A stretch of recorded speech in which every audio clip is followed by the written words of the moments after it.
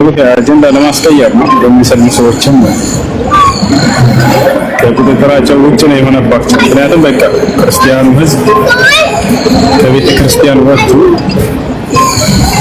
እውነትን እየሰማ ከሙስሊሞች እየተረዳ ወደ ነብያት መንገድ እየተመለሰ ሆነባቸው። ድሮ ላይ በፊት ከቤተ ክርስቲያን አይወጣም ነበር ምዕመኑ ማለት ነው። ተከታዮቻቸው አባቶች እንዲህ ብለዋል ብሎ በጭፍን መከተል ነበር። አሁን ላይ በቃ መጽሐፉን ገልጦ የሚያሳየው የሙስሊም ትውልድ ተፈጠረ። የነብያት መንገድ ያውልህና እንካ ብሎ የሚሰጠው ትውልድ ተፈጠረ። ይሄ ነገር ለዘመናት ተደብቆ ቆይቶባቸው ነበር። አላህ ለዚህ ነው ያ አህለል ኪታብ ሊመ ተልቢሱነ አልሐቅ ቢልባጢል ወተክቱሙነ አልሐቅ ይላቸዋል። ወአንቱም ተዕለሙን እውነትን ለምን ትደብቃላችሁ ይላል። ይሄን የተደበቀ የነብያት መንገድ ለነሱ የማሳየት ስራ ነው በእኛ ላይ ያለብን። የዛን ይሰልማሉ። ሙሉ ትውልድ ለነብያት መንገድ እጅ ይሰጣል። አንድን አምላክ ያመልካል። ያን የማይሞተው ዘላለማዊ ሕያው የሆነ አምላክ ብቻ የሆነ አምላክ ሰውም ተብሎ የማይገለጸው እንደአጠቃላይ በእኛ ላይ ያለው ግዴታ ዳዋ ማድረግ ነው፣ ሌላ አይደለም። ምን ማድረግ እንዳለብን እኛ ሙስሊሞች እናውቃለን። አላህ በዚህ መንገድ ሂዱ ብሎ ያሰመረልን አለ፣ ያን እናውቀዋለን። በዚያ መንገድ እንሄዳለን። አላማችን ትውልድን ወደ አምላክ ፍጡሩን ከማምለክ ፈጣሪን ወደ ማምለክ ትውልድን ሰውን ከመከተል ወደ የአምላክ ሕግና ስርዓትን የሚያስተምሩ የነብያትን ሕግና ስርዓት እንዲከተል ማቅናትና ማስተማር ነው። ፈኢነማ ዐለይከ አልበላጉ ወዐለይና አልሒሳብ በእናንተ ላይ ያለባቸው ግዴታ ማድረስ ነው ይለናል አላህ። እኛ ብቻ እናድረስ በትክክለኛ በነብያት መንገድ እመኑኝ፣ ትውልድ ሁሉ ይሰልማል። ለአንድ ለአምላክ እጅ ይሰጣል። ለአንድ ለአምላክ ተገዥ ይሆናል። ዛሬ ላይ የሰለሙ ልጆች ትላንት ሲሳደቡ የነበሩ ናቸው። በጣም ሰድበውን ይወጣሉ ዛሬ ላይ ሲሰሙ። እነዚህን እኛ ግን ለግል ስሜታችን ሳይሆን ያኔ ሳንቆጣ ሳንሳደብ አጸፋዊ መልስ ሳንመልስ ታግሰን የነብያትን መንገድ ማድረስና ማሳወቅ ነገ ይሰልማሉ። እነዚህ ዛሬ የሰለሙ ሰዎች እና ይሄንን ማድረግ አለበት ሁሉም ሙስሊም። በዚህ ላይ እንዲበረቱ እመክራለሁ። ይሄ ነው ጾም እንዴት ነው ከአንተ ጋር? አሪፍ ነው ወላሂ አልሐምዱሊላህ ረብል ዓለሚን። ያው እየጾም ነው እንግዲህ አላህ ይቀበላል። እኔ ማለት በንስሩ ላይ ያሉ ብዙ ወንድሞች አሉና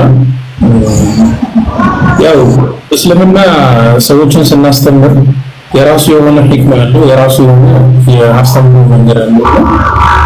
ምናልባት በዚህ በንስሩ ዘርፍ ላይ ያሉ ወንድሞችን ለነሱ የምታስተላልፈው ምክር ይኖርሃል? በተለይ ይሄን የጠየቁበት ምክንያት የእነሱን አንዳንድ ንግግሮች ይዘው መጥተው እናንተ ኡስታዞች እንደዚህ ብለዋል በሚል ብዙ ቪዲዮዎች እየተሰሩ ነውና ከዛም ጋር አያይዘህ ያው አንዴ ኡድዑ ኢላ ሰቢል ረቢካ ማረለ በሂክማ ወመውዒዘቱል ሐሰና ከዛ ጋር አያይዘህ ለዳዒዎች ዳዕዋ ላይ ላሉ በተለይ ለንስሰፍ ኡስታዞች የምትለው ነገር አለ? የሁሉም ዓላማ ሊሆን የሚገባው ስለ ሰዎች እውነትን ማድረስ ነው። የነብያትን መንገድ ማስተዋወቅ ነው። ነብያቶች እዚህ ምድር ላይ አምላክ በሰጣቸው እውቀት ልክ ለሰዎች አድርሰው ሄደዋል። በእነርሱም ላይ ያለው ግዴታ ይኸው ነው። በጥበብ በተሞላበት መልኩ ለሰዎች እውነቱን ማግለጽ ነው። እያነጻጸራችሁ የትኛው ነው እውነተኛው የአምላክ መንገድ የሚለውን የትኛው ነው እውነተኛ የነብያት መንገድ የሚለውን ለሰዎች አሳየውና ያንሰቶ ራሱ እዛኔ እንዲመርጥ ይሆናል። ወጣችኋል። ዓላማችሁ አደራ የግል እንትናችሁን እንትን ለማለት እንዳይሆን። ሊያስቆጣችሁ ይችላሉ። የሆነ እስቲፍዛዝ ሊያደርጓችሁ ይችላሉ። አንተን የሆነ የሚያስቆጣ ነገር ተናግረው ቶሎ ወደ ቁጣ ወስደው አንተ እንደዚህ ላድርግ ወደ ማለት እንደዛ እንዳትሄዱ። ይሄ የእናንተ ጉዳይ ሳይሆን የአላህ ጉዳይ ነው። ይህ የኛ ግል ጉዳያችን ሳይሆን የነብያቶች ደማቸው የፈሰሰበት፣ አጥንታቸው የተሰበረበት፣ ህይወታቸው የተገደሉበት፣ የጠፉበት፣ ጥርሳቸው የተሰበረበት፣ ብዙ መስዋዕት ተከፍሎበታል፣ ከሀገራቸው የተሳደዱበት ያን ሁሉ መስዋዕት ከፍለው ለዚህ አድርሰው እኔ እናንተ በጸባይ ማድረስ ያቀተን ምንም እንኳን አላደረጉልን። ቢያንስ በዛ ከተባለ ንግግር ነው ይሰድቡናል አይደል? በዚህ አጸፋዊ ምላሽ አይመልስም ሙስሊም በፍጹም። አንተ ያንን መልሰህ አጸፋዊ መልስ ለርሱ ከምታገኘው ደስታ አይደል? ታግሰህ ያ ሰውዬ እውነትን እንዲያገኝ እውነትን እንዲቀበል የምታደርገው ያ ነው የሚሻለው። እና አንصحكم بالصبر والإخلاص في الدعوة إلى الله عز وجل በጣም ሰብር ያስፈልጋል በዳዕዋ መንገድ ላይ ሳላችሁ። ለምንድን ነው አላህ ሱብሓነሁ ወተዓላ ሱረቱ አልዓስር ላይ ወልዐስር ኢነል ኢንሳነ ለፊ ኹስር ኢላ አለዚነ አመኑ ወዐሚሉ ሷሊሓት ወተዋሰው ቢልሐቅ ወተዋሰው ቢሰብር አለ? ለምን ሰብር አለ? ምክንያቱም ይሄ ዳዕዋ በጣም መሰናክል ይበዛበት ነው። ትሰደባለህ፣ ትዘለፋለህ፣ ብዙ ነገር ይላቸዋል። እዛኔ ሙስሊም ታጋሽ መሆን አለበት። አላማችሁ የአምላክን ሕግና ስርዓት ለሰዎች ማድረስ እስከሆነ ድረስ መታገስ አለባቸው። ልክ ቅድም ምሳሌ ሰጣቸው ነበር። አንድ ዶክተር ሐኪም ጋር ታማሚ ሰው ተወሰደለት። ያ ታማሚ ይተኛል። ያ ታማሚ ህመሙን ከመቋቋም ሲከብደው ሊሳደብ ይችላል። ዶክተሩ ሊሰድበው ይችላል፣ ሊዘልፈው ይችላል፣ ሊመታው ሁሉ ይችላል። የሆነ ዕቃ አንስቶ ሊወረወርበት ይችላል። ያ ዶክተር ይገጥማል እንደ ታማሚውን? አይገጥመውም እኮ አይገጥመውም። ሰደበኝ ብሎ አይሰድበውም መልሶ ይታገሰዋል፣ ያለበትን ችግር ስለሚያውቅ ወደ ጤና እስኪመለስ ድረስ። እኛም እንደዛ ነው መሆን ያለብን። በክህደትና በቢድዓ በሽርክ ላይ ያሉ ሰዎች፣ አላህን በመካድ ላይ ያሉ ሰዎች ልክ እኛ ዘንድ እንደመጣ ታማሚ ታስበውና ሁሉን ነገር መቻል አለባቸው። ወደ ልቡ ላይ ያንን ያለበትን ክህደት እስክታስወግድለት፣ ተውሂድን በልቡ ላይ እስክታነግስለት ድረስ፣ የአምላኩን ማንነት እስክታሳውቀው ድረስ ታገስ። ከዛም በኋላ ትታገስ ማለት አይደለም። ትዕግስትህ እስከ ሁልጊዜ መሆን አለበት። እስከ የት ድረስ ነው ሶብር የሚያስፈልገው? ኢለል ጀነ ሐታ አልጀነ ጀነ እስክትገቡ ድረስ ነው። የጀነት ሰዎች ምን እንደሚባሉ ታውቃላችሁ? አላህ በሱረቱ ራዕድ ላይ መላእክቶች እንደሚመጡ ወልመላኢከቱ የድኹሉነ ዐለይሂም ሚን ኩሊ ባብ አለ። የጀነት ሰዎች ወደ ጀነት ከገቡ በኋላ መላእክቶችም ወደ እያንዳንዱ ወደ ጀነት ሰዎች በራቸው ይሄዳሉ፣ ይገባሉ። ምን ይሏቸዋል? ሰላሙን ዐለይኩም ቢማ ሰበርቱም ፈኒዕመ ዑቅበድ ዳር። ሰብር በማድረጋችሁ ምክንያት ይህን ጸጋ ስላገኛችሁ የአላህ ሰላም በእናንተ ላይ ይስፈን ይሏቸዋል። አያችሁ፣ ሰላሙን ዐለይኩም ቢማ ሰበርቱም፣ በመታገሳችሁ ምክንያት ሰብር እስከ ጀነት ድረስ ያደርሳችኋል። ወስብር ወማ ሰብሩከ ኢላ ቢላህ፣ ታገስ፣ ትዕግስትህ በአላህ እንጂ በሌላ አይደለም። አላህ ስትል ይሄ እውነት ወደ ሰዎች እንዲደርስ መታገስ አለበት። ነብዩ ሰለላሁ ዐለይሂ ወሰለም እያስተማሩ ሰው ቢሰድባቸው አጸፋዊ ምላሽ ይመልሱ ነበር? አይመልሱም። የሚመታቸውን ዞረው ይመቱ ነበር? አይመቱም ነብያቶች። ያ እውነት ለዚያ ሰው እስኪ እንዲደርሰው በጣም ይጥሩለታል። ራሳቸውን መስዋዕት አድርገው በታች አለርላ ክብርህን ለአላህና ለመልእክተኛው ስጥ አሳልፈህ በታላር ዳዕዋ በምታደርግ ጊዜ አምላክን ሕግና ስራ ስታስተላልፍ ልትሰደብ ትችላለህ። ከክብርህን ላይ ለመከላከል እንዳትቆም ይዛል እኔ እንደዚህ ነኝ አንተ እንደዚህ ላድርግህ እንዳትለው። ያንተ ክብር ይርከስ፣ የአላህ ሕግና የነብያቶች አስተምሮ ግን ይንገስ በልባቸው። መታገስ አለበት፣ ሰብር ማድረግ አለበት። አላህ ሱብሓነሁ ወተዓላ ኡድዑ ኢላ ሰቢሊ ረቢከ ቢልሒክማ ወልመውዒዘቲል ሐሰነ ወጃዲልሁም ቢለቲ ሂየ አሕሰን ያለ ይናገራል። ወደ እኔ ወደ ጌታ ወደ አላህ መንገድ በጥበብ ሰዎችን ተጣራ ይላል።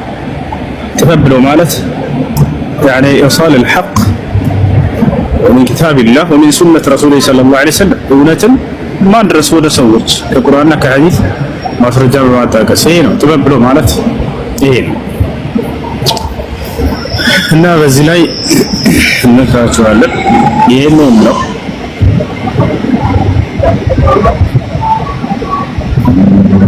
መርሐባ። እዚህ ኮሚቴ ተደጋጋሚ ሲሳቡ የነበሩ ጥያቄዎች አሉ። እስኪ አንድ ሁለት ሶስት ጥያቄዎች ልጠይቅና እነሱ ላይ ሀሳብ ሰጥባቸዋለሁ። ምናምን ጊዜ ካለ የመጀመሪያው ጥያቄ ምንድን ነው? አዲስ ወደ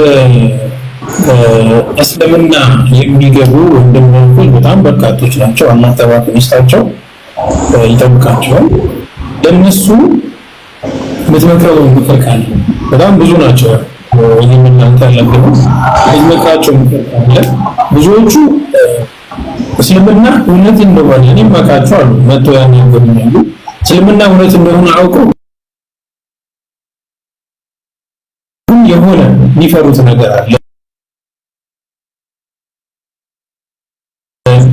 ለነሱ እንዲሁም ደግሞ ገብቶም ደግሞ እንትን ላይ ያሉ ፊትና ላይ ያሉ ሰዎች እነዛ ሰዎች አጥፋለሁ የሚል ጥያቄ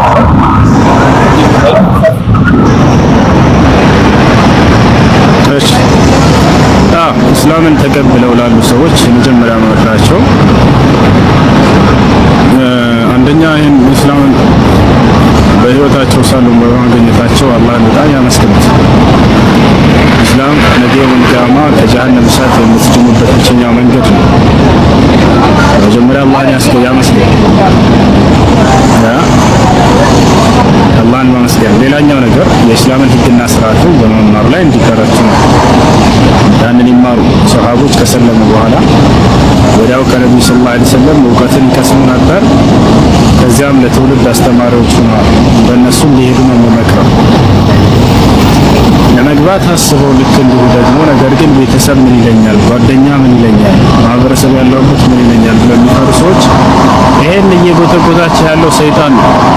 ብትሰልም እንዲህ ትሆናለህ እያለ እያስፈራራቸው ያለው ሰይጣን ነው። የሰይጣን ጉትጉታ ደግሞ ሰው እጅ አይሰጥም። ወጫላ አጥፍ እናንተ በፊት የሰለሙ ልጆች ምን ደርሶባቸዋል ብለን ተመልከቱ። ምን አልደረሰባቸው በዛ ከተባለ የተወሰነ ቀን ያ ቤተሰብ ሊከብደው ይችላል። እዛም ምንም በቃ ጽናታቸውን ታዩ በቃ ተስፋ ይቆርጣሉ፣ ይተዋል። አደጋ የሚያደርሱባቸው ከሆነ እነዚህ ቤተሰቦች በእናንተ ላይ የዛኔ ጥንቃቄያቸውን ትወስዳላችሁ። ያን ያክል ከባድ ካልሆነና ግን አምኖ ከተቀበሉበት በቃ በእምነታቸው ላይ ትሰማላችሁ። ምንም ቢሆን ግን አደራ እዚህ ዓለም የመጣንበትን ዓላማ እንወቅ። እዚህ ዓለም የመጣ የሰው ልጅ የፈጠረውን ፈጣሪ በብቸኝነት ተገዝቶ እንዲሄድ ቤተሰብን ቤተሰብ እነሱ ላይ ግዴታ አለባቸው። አንድ አምላክ ተገዝተው እንዲሄዱ አንዱን አምላክ አላህ ሱብሓነሁ ወተዓላ ናቸው። ስለዚህ ቤተሰብን ፈርታችሁ አምላክን ክዳችሁ እንዳትኖሩ አደራ። ነቢያችን ሰለላሁ ዐለይሂ ወሰለም ላ ጣዓተ ሊመኽሉቅን ፊ መዕሲየቲል ኻሊቅ ፈጣሪን በማመፅ ላይ ፍጥረታትን መታዘዝ አይቻልም ብለዋል። ፈጣሪህን እንድትክድ በፈጣሪህ እንዳታምን ቢያደርጉ ቤተሰቦች እነሱን አትስሟቸው። ወሳሒብሁማ ፊ ዱንያ መዕሩፍ ወተቢዕ ሰቢለ መን አናበ ኢለየ በምድራዊ ህይወትህ በመልካም ተኗኗራቸው ክርስቲያን ቤተሰቦች። ነገር ግን እምነትን በተመለከተ አደራ ወደ እኔ የተመለሰን ሰው መንገድ ተከተሉ አለ። ለምን ብቻህን አትኖርም? እዚህ ዓለም ላይ በእምነትህ መጽናትና እምነትህን አጥብቀህ መያዝ አለብህ። ይሄ ነው መሆን ያለበት። በነቢያችን ሰለላሁ ዐለይሂ ወሰለም ዘመን አንድ ወጣት እስልምናን ይቀበላል። አንድ ወጣት እስልምናን ተቀበለ። በመቀበሉ ምክንያት እናት ትሰማና በመካ ምድር ላይ በዚያ በፀሐይ በዛ በሚያቃጥል ፀሐይ ራሷን አሰጣች። ውጭ ላይ ሄዳ ተኛች። ውጭ ላይ ሄዳ ተኛች። እናም ህዝብ ለመናት። በቃ ቤተሰብ፣ ጎረቤት እንዳለ ህዝብ ተሰባስቦ ለመናት። አልገባም ማለች። ለምን? ልጄ እስልምና ተቀብሏል። ስለዚህ እስልምና እስካልተመለሰ ድረስ ወዳለንበት እምነታችን ባዳም ልቆራለች። ከዚህ ራሴ የተሰቃየች ነፍስ ተሰቃይታ በፀሐይ የተቃጠልኩ ምግብም አልበላም ውሃም አልጠጣም እስከሞት ድረስ እቆያለሁ በዚህ ብላለች። ልጇ ሰማ፣ ተጠራ። ሲመጣ እንዳለ ህዝብ ተሰባስቧል በሩ ላይ። ምን ሆናቸው ነው ሲላቸው በጣም ይወዳታል። እንደሚወዳትም ታውቃለች። እናትህ ማመንህን መስለምህን ሰምታ ራሷን በዚህ በፀሐይ ላይ ያስተታለች። እንጂ ወደ እምነቱ ካልተመለሰው እምነታችን ካልተመለሰ እስልምናን ከተከተሉ ካልወጣ ወደ ቤት አልገባም እስኪሞት ድረስ እቆያለሁ ምንም አልበላም ውሃም አልጠጣም ብላለች አሉት። እማዬ ቀረበና በጣም ነው የምወድሽ አላት። በጣም ነው የምወድሽ ነገር ግን አላት አይደለም አንድ ነፍስሽ እንደዚህ ተሰቃይታ እስክትሞት እያየሁ 100 ነፍስ ተሰጥቶሽ እያንዳንዷ ነፍስሽ አይኔ እያየ እየተሰቃየሽ እየሞትሽ እየተረሳሽ እየሞትሽ 100 ጊዜ ባይ በፍጹም እኔ ከኢስላም አልመለስም ተስፋ ቁረጭ አላት። በጣም ነው የሚወዳት ነገር ግን ከአምላክ በላይ አይደለችም። የፈለገ የዚህ ዓለም ሰው ጠፊ ነው ያ ጀማዓ። ይሄን አስቡ። ሁሉም ወደ አፈር ይገባል። ሁሉም ከምድር በታች የሚሆንበት ጊዜ አለ። ያሰቃያችሁ ውስጥ የተወሰነ ጊዜ ነው። ለዛ ለፈርዖን ሊደግሙ የሄዱት ደጋሚዎች የሙሳንና የሃሩንን ተአምር ባዩ ጊዜ ተደነቁ። ከአምላክም ዘንድ የመጣ መልእክተኛ መሆኑን ሙሳን አረጋገጡ። በቃ ተማመን የፈርዖን ግፍና በደል አልከለከላቸውም። ቃሉ አመና ቢረቢል ዓለሚን እነሆ በዓለማቱ ጌታ አምነናል አሉ። ረቢ ሙሳ ወሃሩን በሙሳና በሃሩን አምላክ አሉ። ፈርዖን ዛተባቸው። ቃለ አመንቱም ለሁ ቀብለ አን አዘነ ለኩም እኔ ሳልፈቅድላችሁ አመናችሁበት ሙሳ ኢነሁ ለከቢሩኩም አለዚ ዐለመኩም እርሱ ትልቁ ድግምትን አስተማሪያቸው ነው ብሎ ከተፈበት በሙሳ ላይ በርሳቸው ነው። በለው ቀጥዕና አይዲየኩም አላቸው። እጆቻችሁን እቆርጣችኋለሁ አላቸው። ወለው ሰልበነኩም ፊ ጁዙዕ ነኽል በቴምር ግንድ ላይ እሰቅላችኋለሁ እጆቻችሁንና እግሮቻችሁን እቆርጣችኋለሁ አላቸው። ዛተባቸው። ግድያ ሲዘትባቸው ምን አሉ? ኢና አመና ቢረቢና ሊየግፊረ ለና ኸጣያና ወማ አክረህተና ዐለይሂ ሚነ ሲሕር ወላሁ ኸይሩን ወአብቃ ፈቅድ ማ አንተ ቃዲን ኢነማ ተቅዲ ሃዚሂል ሐያተ ዱንያ የፈለግከውን በእኛ ላይ ማድረግ ትችላለህ። አንተ የፈለገ ብታደርግ በዚች በቅርቢቱ ዓለም ላይ ብቻ ነው ልትጎዳን የምትችለው አሉት። ይህንን ቃል በደንብ አድርጋችሁ አስተውሉት። የፈለገ ብታደርግበት በዚህ በምድር ላይ ብቻ ነው አለቀ። እዚህ አልፋል። በቃ በሞት የምትገላገለው ነገር እዚህ ዓለም ቅጣት የፈለገ ቤተሰቡን ቢያደርስ የቀጣዩን ዓለምስ አላህን ክደህ ከሆነ በፍጹም ሞት የለበትም። ቀጣዩ ዓለም ላ የሞቱ ፊሃ ወላ የሕያ አለ። ስለ ጀሃነም ሲናገር በቃ ህይወት አለውም እንዳይባልም አይሞትም ማለት ለዘላለም እየተቀጣ ይኖራል። እና ለማንኛውም በትንሣኤ ቀን ከአምላክ ፊት መቆም አለ፣ መጠየቅ አለ። የዛኔ ላለው ሰው ይዘጋጃል እንጂ ከወዲሁ ለአምላኬ ምን አዘጋጅቻለሁ፣ ምን እመልሳለሁ፣ እርሱን ክጄ ነው የሚለው ሊያስጨንቀው ይገባል እንጂ ቤተሰብ ምን ይለኛል፣ ጓደኛ ምን ይለኛል ብሎ በፍጹም አምላክን አይካድም። ሰማይ ምድርን የፈጠረ አምላክ እስኪ ቀጥ ብላችሁ ተመልከቱ። ይህን የሚመስል ሰማይ ፈጥሮ ምድርን ፈጥሮ ሁሉን ጸጋ ሟልቶ እዚህ ዓለም አምጥቶ አንድ ያጓደለብህ ነገር የለም። ለንጹህ አየር ታገኛለህ። ይሄን አየር ቢይዘው የሰው ልጅ ባንዴ እኮ ይሞታል ታውቃላችሁ። ይሄን ሁሉ ጸጋ ሟልቶ ፈጥሮ ምን ብሎ ይሄን አምላክ መካድ በሱ ጸጋ እየኖርን በሱ ኒዕማ እየኖርን ይሄ ከባድ ታቻል እና አጠቃላይ ቤተሰብንም ሆነ ምንም አይነት ነገር ሳትፈሩ ለቤታችሁ ለአምላክ ለአላህ ሱብሓነሁ ወተዓላ ታማኝ ሆናችሁ ይህችን ዓለም መሰናበት አለባችሁ። አንዱን አምላክ ተገዝታችሁ መሰናበት ይህችን ዓለም መልቀቅ አለባችሁ። ታቻ ይሄ ነው ለሽን አላህ ኸይር አርፈላሁ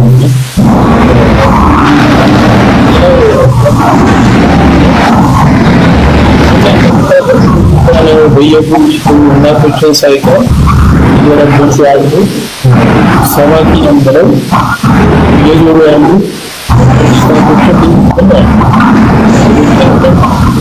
ሰዎች የሚያደናግሩ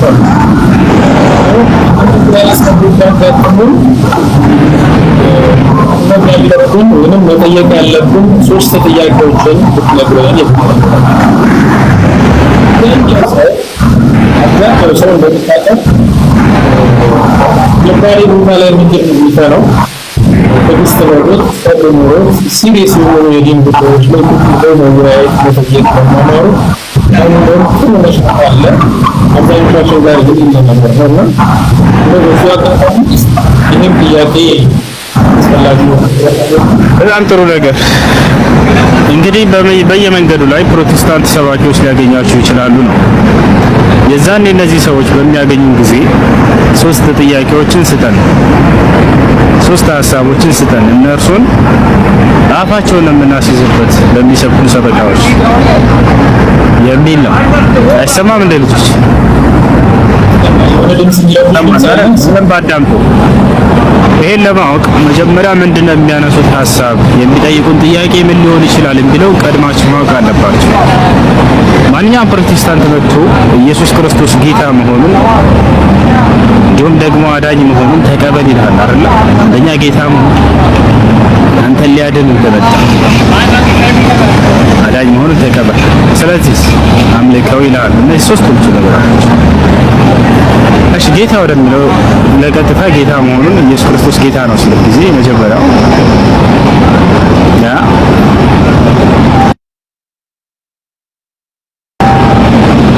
ጌትነት ለስንት ይከፈላል ብለው አንድ መለኮታዊ ጌትነት አለ ማለት የሰማይ የምድር ጌታ ተብሎ የተጠራው ማለት ነው።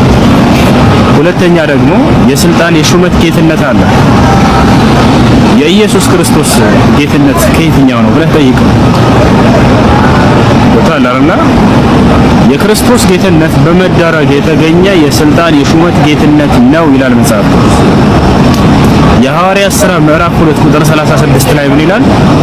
ኢየሱስን እግዚአብሔር ጌታ አደረገው ይላል። አደረገው። አያችሁ፣ በመደረግ የተገኘ ጌትነት ደግሞ መለኮታዊ ጌትነት ሊሆን አይችልም።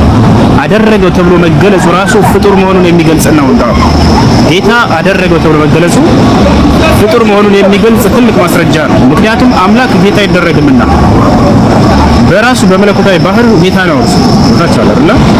ስለዚህ የእርሱ ጌትነት በመደረግ የተገኘ ጌትነት እስከሆነ ድረስ የሹመት ጌትነት ነው ማለት ነው፣ መለኮታዊ ጌትነት አይደለም። ታዲያ ሌላ ማን አለ ጌታ የተደረገ ከተባለ ወደዚህ ሲሄድለት ሌላ አካሎችን እግዚአብሔር ራሱ ጌታ አድርጓል። ለምሳሌ ዮሴፍ ኦሪት ዘፍጥረት ምዕራፍ 45 ቁጥር 9 ላይ እግዚአብሔር ዮሴፍን ጌታ አደረገው ይላል። ያሰላ እርሱንም አምልከው አያችሁ አይደል? ስለዚህ ጌታ የሚለውን በዚህ ታጠናቅቃላችሁ። ሁለተኛ ምንድነው? አዳኝ ነው እኮ ይላል። አዳኝ ነው። ይሄንንም ኢየሱስ ክርስቶስ መድኃኒት ተደርጎ ተልኮ ነው። ይሄን ኢየሱስንም እግዚአብሔር ለእስራኤል ሰዎች መድኃኒት አደረገው ይላል። አሁንም ይሄንን መድኃኒትነትን በመደረግ ነው። አምላክ ደግሞ ያድን ዘንድ መድኃኒት አይደረግም፣ እሱ ያደርጋል። ስለዚህ የክርስቶስ አምላክ የአንዱ አምላክ ነው ማለት ነው። አምላክ ትክክለኛ አምላክ ነው። ምክንያቱም ክርስቶስ በራሱ ማዳን አልቻለም። መድኃኒት ተደረገ፣ ተልኮ ነው። ታዲያ በምንድን ነው የሚዳነው ከተባለ እንዴት ነው ምኑ ነው የሚያድነው? ታዲያ ክርስቶስ ያድናል የሚለውን በአምላኩ ስልጣን እንደሆነ ከተረዳን በምንድን ነው ሰዎች የሚድኑት? ታውቃላችሁ፣ የዘላለማዊ ሕይወትን ማግኘት ማለት ነው መዳን ማለት ነው። እንዴት ነው የዘላለማዊ ሕይወት የሚገኘው ከተባለ ዮሐንስ ወንጌል ምዕራፍ 17 ቁጥር 3 ኢየሱስ ክርስቶስ ምን አለ? ወደ ሰማይ ቀጥ ብሎ አምላክ ሆይ አንድና ብቸኛ እውነተኛ የሆንክ አምላክ አንተን ማወቅ እንዲሁም የላከውን ኢየሱስ ክርስቶስን ማወቅ ይህች ነች የዘላለማዊ ሕይወት አለ። ከሚያድነው ትምህርት ነው ማለት ነው። ያም ትምህርት ምንድነው? ሸሃደተይን ነው። ወደ ሰማይ ቀጥ ብሎ ኢየሱስ ክርስቶስ አባት ሆይ አንድና ብቸኛ እውነተኛ የሆንክ አምላክ አንተን እንዲሁም የላከውን ኢየሱስ ክርስቶስን ያውቁ ዘንድ ይህች ነች የዘላለማዊ ሕይወት። አንድ አምላክ አለ፣ ኢየሱስ ክርስቶስ ደግሞ የእርሱ መልእክተኛ ነው ብሎ በማወቅ ይሄ ነው የዘላለማዊ ሕይወት ማለት ነው። እርሱ የዘላለማዊ ሕይወትን ይሰጣል ይሏችኋል አይደለ? ምንድነው ያ የዘላለማዊ ሕይወት? ትምህርት ነው፣ አለቀ። ና ወይቅ ብሎ ገለጸው። በቃ ነብዩ ሰለላሁ ዐለይሂ ወሰለም ቃል ጋር ይናገራሉ።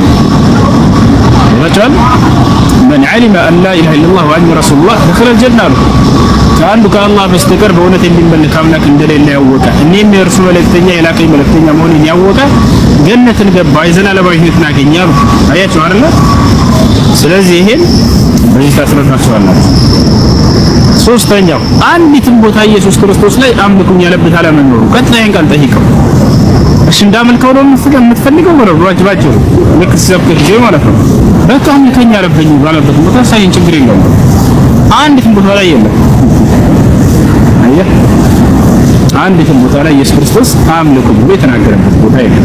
እንዳውም ለአምላኩ አምልኮን ይፈጽም ነበር።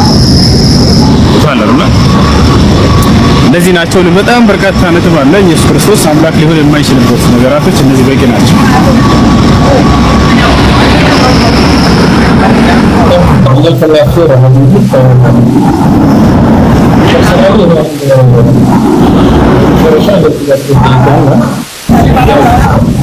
ስራ ላይ የነዚህ ሰልፍ ምንትን ነገር ዳዋው ላይ ከአላህ ውዴታ በኋላ አስተካክል የምትፈልገው ወይም ዓላማ ወላሂ እኔ ዓላማዬ አጠቃላይ የምድር ሰው በተለይ ደግሞ የኢትዮጵያ ሰው አንድና ብቸኛ ለሆነው ፈጣሪ ለአላህ ተገዥ ሆኖ ማየት ብቻ ነው። ነቢያቶች የለፉበት የደከሙበትን መንገድ ማስቀጠልና የነቢያቶችን ፍላጎት ማሟላት ነው በምድር ላይ ማሳካት። የእርሳቸው ፍላጎት ምን ነበር ከተባለ ያን አንዱ አምላክ እንዲመለክ ብቻ ነበር። ደማቸው ፈሷል። ያ ደም ትልቅ ዋጋ አለው። አጥንታቸው ተከስክሷል። ከሀገራቸው ተሳደዋል። ቤተሰቦቻቸው አሳደዋቸዋል። ህዝብን ብዙ መስዋዕት ከፍለዋል። ለዚህ ላይ ኢስላም ወታቻናረ ያ አንዱ አምላክ በብቸኝነት ይመለክ ዘንድ የኔ ትልቁ ደስታ ያ ነው። አንድ ሰው ወደ አምላኩ ሲመለስ ጊዜ ያለኝ ደስታ ምን ብዬ ነው ገልጸው አላውቅም። ነገ አላህ ሱብሓነሁ ወተዓላ ከነቢያቶች ያድርገን። በቃኒ ዓላማ ይሄ አጠቃላይ ትውልድ ሁሉ ለአንዱ አምላክ የሚገዛ ሆኖ ማየት፣ የነቢያቶች ፍላጎት ተሳክቶ በምድር ላይ ማየት ያ ነው አይቀርም ኢንሻአላህ። ሙሉ ኢትዮጵያ በአላህ ፍቃድ ለአንዱ አምላክ የምትገዛ ሙስሊም ትሆናለች። እኛ ያለብን ግዴታ ማድረስ ነው። ነቢያቶች ሲያደርሱ እንደቆዩት ፈኢነማ ዐለይከ አልበላግ ወዐለይና አልሂሳብ ይላል አላህ። በእናንተ ላይ ያለባችሁ ግዴታ ማድረስ ነው። አድርሱ አልኳችሁ። ያ አዩሃ ረሱሉ በልግ ማ ኡንዚለ ኢለይከ ሚን ረቢክ፣ መልእክተኛ ሆይ ከእኔ ከጌታ ከአላህ ዘንድ የመጣልህን ቃል አድርስ ይላቸዋል። ፈዘኪር ኢነማ አንተ ሙዘኪር፣ ገስጽ ምከር፣ አንተ መካሪና ገሳጽ እንጂ ሌላ አይደለህም ይላል።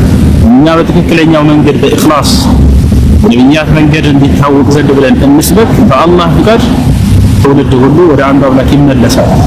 የኢትዮጵያ ክርስቲያን እምነትን የሚፈልግ ነው። እውነተኛውን መንገድ የሚፈልግ ነው። በእምነት የማይደራደር ብቻ እውነተኛውን መንገድ ስላላገኙ ነው። አይታቸዋል። ከሌላው ዓለም ጋር አብራችሁ ኑራችሁ ከሆነ ለእምነት ጣጣ የለውም። ይሄ ክርስቲያን ሆኖ ምንም ብሎ ማለት ነው። የኢትዮጵያ ክርስቲያን ግን ይለያል። እኔ እውነት ለመናገር ማለት ነው እውነተኛውን መንገድ አላገኙም እንጂ እነዚህ ሰዎች ማለት ነው ለእምነታቸው ያላቸው ቦታ በጣም ይለያል። እና እነዚህን ሰዎች እኛ ያለብን ግዴታ እውነትን መንገድ በትዕግስት መግለጽ ነው፣ በሶብር መግለጽ ነው። ሊሰድቧቸው ይችላሉ፣ ሊከብዳቸው ይችላል ቶሎ ለመቀበል። ለምን ዛሬ አልተቀበለ ብለህ ይህን ሰውዬ እንትን ማድረግ ጫና ማድረግ የለብን። አስተምረው፣ ዛሬ እውነቱን ግለጽ ነው። አይ አልገባኝም ብሎ ሊሄድ ይችላል። ገብቶታል፣ እውነቴን ነው የምነግራችሁ። ያን እጅ ላለመስጠት በውስጡ ላይ የሆነ ስሜት አለ። እስከ ዛሬ ኑርኩበትን እንትን ለማለት ታቻለ አይደል? ነገር ግን አንተ ታግስህ አስተምር። እነዚህ ሰዎች ለእውነት ይገራሉ፣ ወደ እውነት ይመለሳሉ። ታቻለ አይደል? ሲያምኑ ጊዜ ደግሞ አይታቸዋል። የሰለሙ ልጆች ጥንካሬያቸው በጣም የሚገርም ነው። ታቻለ አይደል? ስለዚህ እነዚህ ልጆች መሳደብ፣ መዝለፍ፣ ማስበርገግ ምናምን ሳይሆን እነርሱ ሊሰድቡ ይችላሉ። ታንተሳችሁ ያን እውነትን መግለጽ ነው። ለእውነቱ ተመለሱታ ከማንም በላይ ይሰራሉ። ጠንካሮች ናቸው እና ስለዚህ የኔ ብቸኛው ዓላማ እዚህ ዓለም ላይ ትውልድ ሁሉ ለአንዱ አምላክ የሚገዛ ሆኖ አይቶ መሄድ ነው። ትውልድ በተፈጠርክበት ዘመን ላይ አላህ በሰጠህ እድሜ ላይ በተወለድክበት ትውልድ ላይ ታሪክ ሰርተህ ማለፍ እንደ ነቢያቶች በጊዜያቸው የሰሩትን አጥናና ቁርአን ምን ነበር ታሪካቸው ይባል ያንን ሰርቶ ማለፍ። ትልከ ኡመቱን ቀድ ኸለት ለሃ ማ ከሰበት ወለኩም ማ ከሰብቱም፣ ይቺ ያለፈች ትውልድ ነች፣ የሰራችሁ ለእርሱ አለላት፣ እናንተም የምትሰሩት አለላችሁ ይላል። ነቢያቶች ሰርተው በየዘመናቸው አልፈዋል። ዛሬ ደግሞ እኛ በተራችን የእነርሱን ስራ ሰርተን ማለፍ ይሄ ነው ትልቁ ስኬት ለሰው ልጅ በምድር ላይ። አላህ ያንን ይወፍቀን፣ አላህ ኢኽላሱን ይወፍቀን፣ አላህ ይቀበል። ربنا تقبل منا إنك أنت السميع العليم.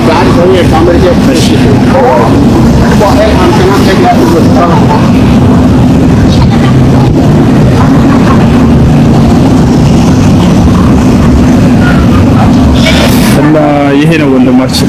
ጀዛከላሁ ኸይራ ወባረከላሁ ፊክ።